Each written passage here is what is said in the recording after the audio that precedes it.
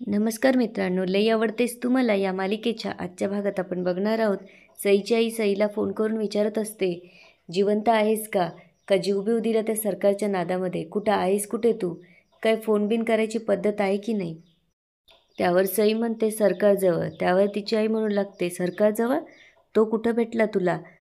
त्यावर सई म्हणते, मी कुठे येते तुला मी नंतर सांगेल आणि मी लवकरच सरकारला तिथं घेऊन येणार आहे. त्यावर सईची आई विचारू लागते, कुठं येते सांगशील का? त्यावर सई म्हणते, लवकरच सांगेल आणि आता तू फोन ठेव चल. असं म्हणून सई फोन कट करते. त्यावर सईची आई म्हणते, या सईचं ना काय होणार आहे देवालाच माहिती, बिनडोक पोरगी. आणि इकडे सई सानिकाचा फोटो फाडते आणि म्हणू लागते, सानिका तुझ्या आणि सरकारच्या प्रेमाचे असेच मी तुकडे करणार आहे आणि ते बी लवकरच, कारण सरकार फक्त माझं आहे आणि माझाच आहे. दुसऱ्या दिवशी सई किचनमध्ये असते तेवढ्यात पंकजा तिथे येते. पंकजा सईला हात लावते. सई घाबरते. त्यावर सई म्हणते, घाबरले ना मी. पंकजा म्हणते, एवढं काय घाबरायला झालंय, मीच आहे. त्यावर सई म्हणते, म्हणूनच घाबरले. त्यावर पंकजा म्हणते, चेष्टा करायला तुझी काय वर्ग मैत्रिणी कमी?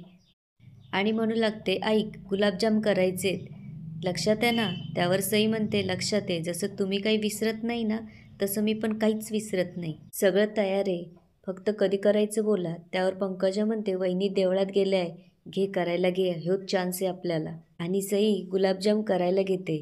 ती पंकजाला म्हणते, हे पनीरचे गोळे नुसते तेलात टाकले का नाही, नुसतं तडतड तडतड तडतड, म्हणजे गरम तेल तळणाऱ्याच्या तोंडावर, असं म्हणून त्या दोघी हसू लागतात.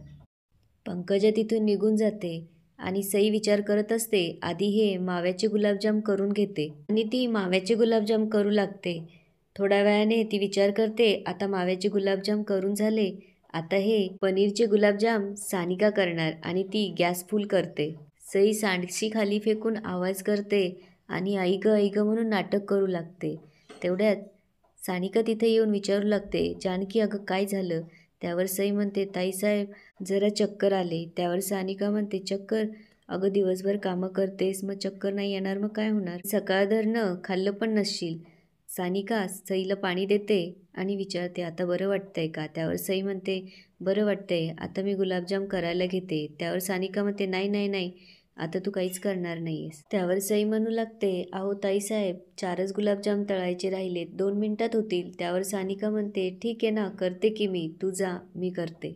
सई म्हणत असते, गॅस तेवढा मोठा करा, मी बारीक केलेला मगाशी. सानिका गॅस फुल करते आणि माव्याचे गुलाबजाम करायला घेते. ती जेव्हा तेलात गुलाबजाम टाकते तेव्हा तिच्या तोंडावरती तेल उडून ती जोरात ओरडायला लागते. सानिकाचा आवाज ऐकून सरकार तिथे पळत येतो आणि काय झालं विचारू लागतो. त्यावर सानिका म्हणते, गरम तेल.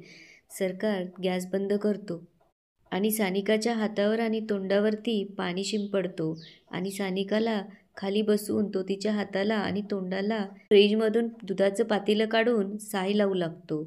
तेवढ्यात सई तिथे पळत येऊन, काय झालं काय झालं असं विचारू लागते आणि म्हणू लागते, त्या 4 गुलाबाच्या नादात तुमच्यावर तेल उडालं की, आणि मला बी मेलीला आत्ताच चक्कर यायचे होते. तेवढ्यात पंकजा पण तिथे येऊन विचारू लागते, भया काय झालं माझ्या सानूला? त्यावर सई म्हणू लागते, आहो मी गुलाबजाम करत होती ना, मला चक्कर आली हो, आणि त्याच म्हणल्या मी करते म्हणून. त्यावर पंकजा सईला म्हणू लागते, तुला काही अक्कल बिक्कल आहे का नाही? कसं बरं तू काम करू दिलंस तिला?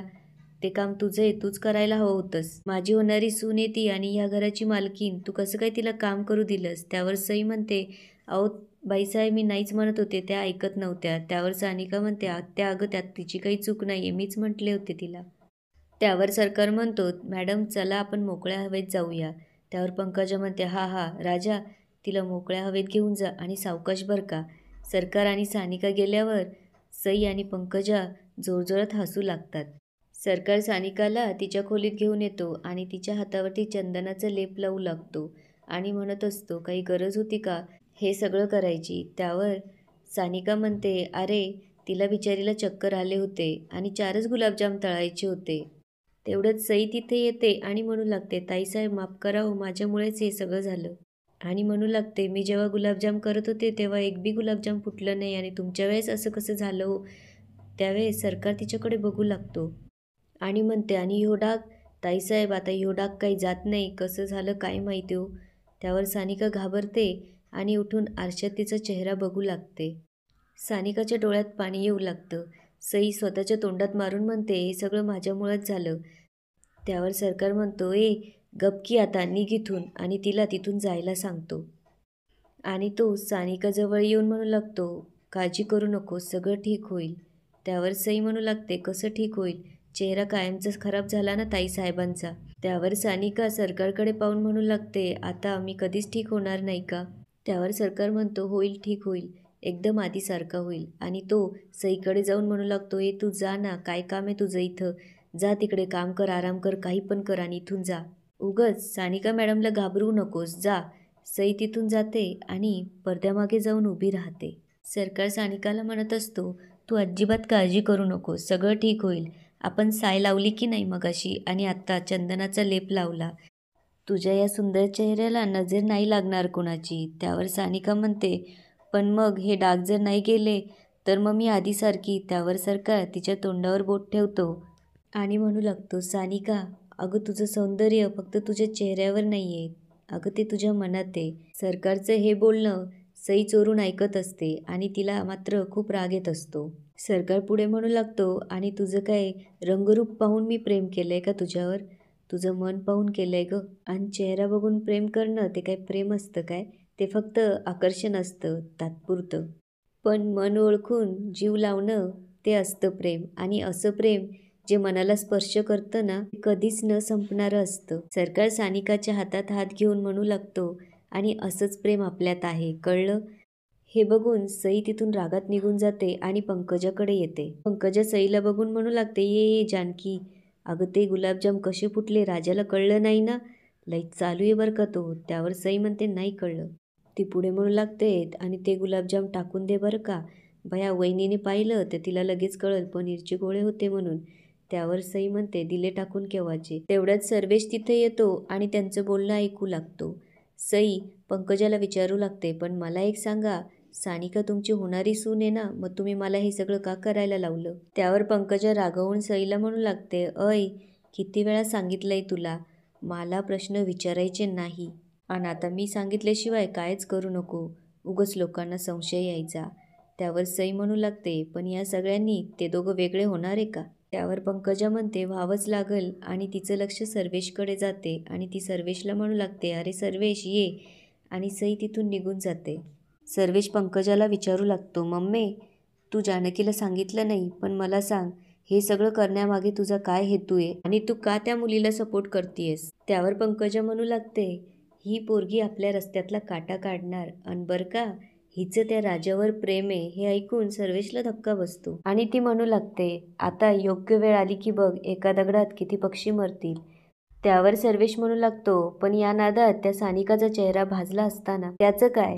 त्यावर पंकजा म्हणते, जसं काय खरंच तुझं सानिकावर प्रेम आहे, एवढंसं तर तेल उडालं, अन बया, तो राजा आला की लगेच साय लावायला. सई इकडे विचार करत असते, पंकजा आहे ना, लई चालू बाई दिसते, हिचा काहीतरी मोठा प्लॅन दिसतो, हिच्यापासून सावध राहायला हवं. पुढे ती विचार करू लागते, पण सरकारला मिळवायचं असेल तर थोडे दिवस तिची मदत घ्यावी लागेल.